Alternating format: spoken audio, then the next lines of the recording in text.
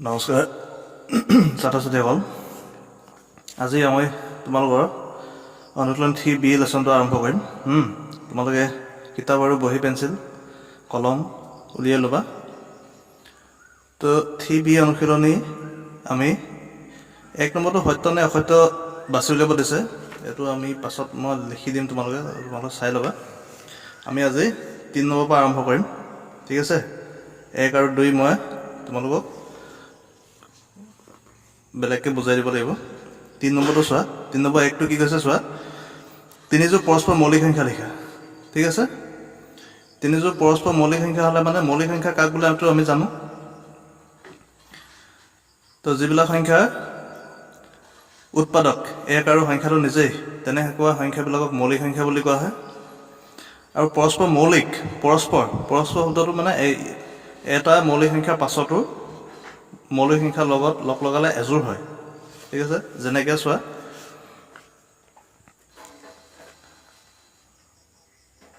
ধৰা 3 আৰু 5, 3টো মৌলিক সংখ্যা, 5টো মৌলিক সংখ্যা, ঠিক আছে। 3 আৰু 5, 3 পাছতে 5 সংখ্যাটো মৌলিক সংখ্যা, তেতিয়াহ'লে এইটো এযোৰ বুলি কয়, ঠিক আছে। ঠিক তেনেদৰে 5 আৰু 7টো মৌলিক সংখ্যা, সেইটো এযোৰ হ'ব। যেনেকৈ 7ৰ পাছৰ মৌলিক সংখ্যাটো কি 11, বা 11 আৰু 13, ঠিক আছে। এনেকৈ তোমালোকে কৈ চাবা। তো এটা মৌলিক সংখ্যা পাছৰ মৌলিক সংখ্যাটো লগত লগ লগালে এযোৰ হ'ব। এনেকৈ এযোৰকৈ তোমালোকে বাকী দুযোৰবিলাক লিখি ল'বা, ঠিক আছে। একেবাৰে সহজ এইবিলাক। তাৰপিছত 2 নম্বৰটো চোৱা, এযোৰ পৰস্পৰ মৌলিক সংখ্যা লিখা যি যমজ মৌলিক সংখ্যা নহয়। এযোৰ পৰস্পৰ মৌলিক সংখ্যা লিখিব গৈছে যি যমজ মৌলিক সংখ্যা নহয়। এতিয়া যমজ মৌলিক সংখ্যা কাক বোলে, মনত আছে কি নাই?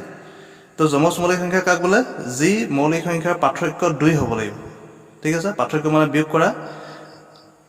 ধৰা মই 3 আৰু 5ৰ এক্সাম্পল দিছোঁ। 3 আৰু 5, 3টো মৌলিক সংখ্যা, 5টো মৌলিক সংখ্যা, ইয়াৰ বিয়োগফল মানে পাৰ্থক্য 5 - 3 = 2, ঠিক আছে।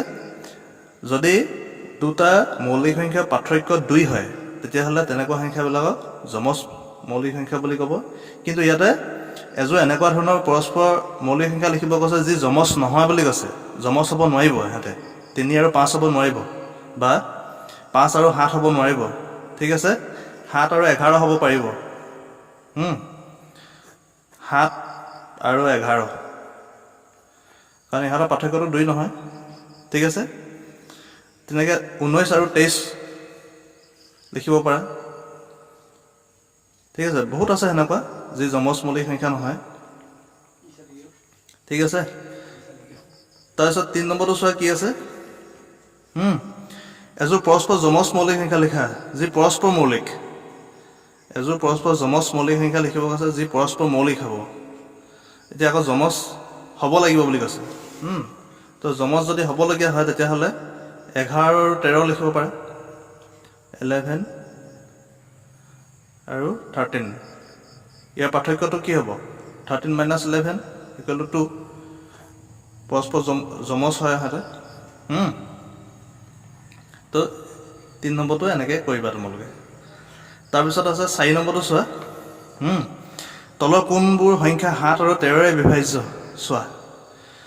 তো আমি পঞ্চম শ্ৰেণীতে পাই আছিলোঁ কোনবিলাক সংখ্যা 2ৰে বিভাজ্য হয়, কোনবিলাক সংখ্যা 3ৰে বিভাজ্য হয়, বা 3ৰে বিভাজ্য হোৱা নিয়মবিলাক, 4ৰে বিভাজ্য হোৱা নিয়মবিলাক, ঠিক আছে। এতিয়া তোমালোকে কিতাপখন লুটিয়াই পেলাই চাব পাৰে, ইয়াতে দিছে, তোমালোকে ভালকৈ পঢ়ি ল'বা। এইটো 40 পেজত আছে, 40 পেজ। 7ৰে বিভাজ্যতা চোৱা। এটা ডাঙৰ সংখ্যা লোৱা, কেইবাটাও অংক থকা সংখ্যা। এতিয়া সেই সংখ্যাটো একক স্থানৰ পৰা 3টাকৈ অংক লৈ একোটা গোট তৈয়াৰ কৰা। অযুগ্ম স্থানৰ গোটৰ আৰু যুগ্ম স্থানৰ গোটবিলাকক পৃথক কৰি গোটবিলাকক 2টা ভাগত যোগ কৰা, আৰু এই যোগফল দুটাৰ পাৰ্থক্যটো 7ৰে হৰণ গ'লে সেই ডাঙৰ সংখ্যাটো 7ৰে হৰণ যাব, ঠিক আছে। আকৌ লগতে 13ৰে বিভাজ্যতাটো দিছে। যদি সেই বিয়োগফলটো 13ৰে বিভাজ্য হয় বা 13ৰে হৰণ যায়, তো তেন্তে ডাঙৰ সংখ্যাটো 13ৰে হৰণ যাব ঠিক আছে মই এটা কৰি দেখাইছোঁ এতিয়া তোমালোক চোৱা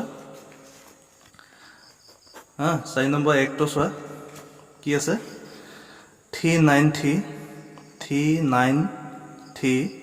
678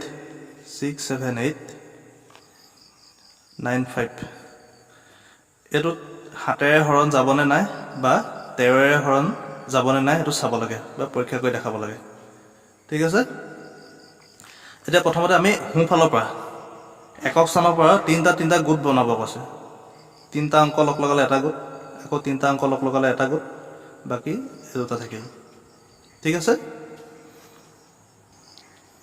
আছে এনেকৈ আমি ভাগ কৰি ল'লোঁ তিনিটাকৈ এতিয়া অযুগ্ম সংখ্যাবিলাক যোগ কৰিব লাগিব মানে এইটো 1 বা এইটো 1 নম্বৰ এইটো 2 নম্বৰ এইটো 3 নম্বৰ ঠিক আছে এতিয়া 1 আৰু 3 টোৱে যোগ কৰিব লাগিব 1 টো লগত কি আছে 39 আছে আৰু 3 টোত 3 নম্বৰ গোটটোত আছে 895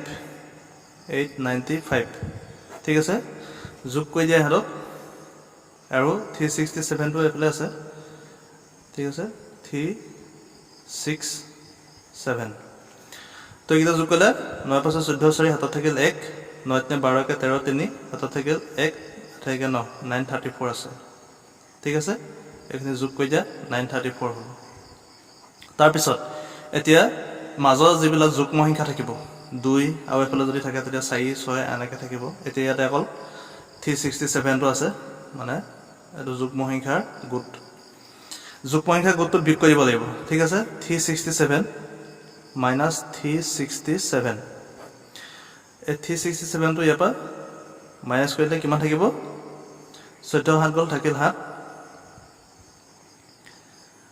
তো 12 6 গ'ল থাকিল 6 ঠিক আছে এটো বিকল 567 হল এতিয়া এই 567 সংখ্যাটো আমি হাতেৰে হৰণ কৰিছাম ঠিক আছে হাতেৰে হৰণ কৰিলে 7 8 গুণ 56 56 7 গুণে 7 থাকিলে 0 ঠিক আছে গতিকে ইয়াক 567 ৰ হাতেৰে সম্পূৰ্ণকৈ ডিভাইড কৰিছে বা হৰণ কৰিছে গতিকে এই গোটেই সংখ্যাটো হাতেৰে হৰণ যাব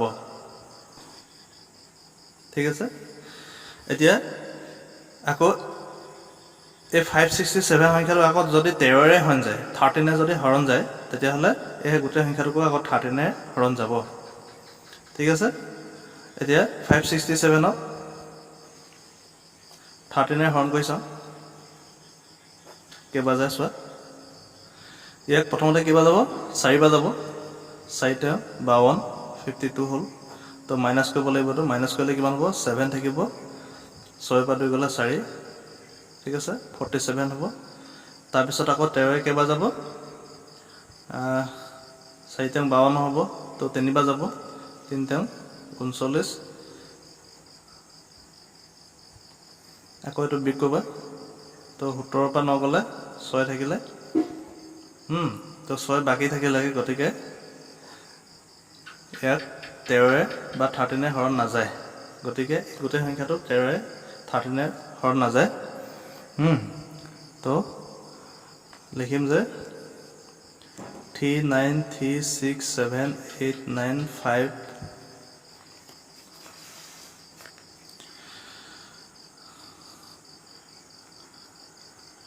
হাতেৰে বিভাজ্য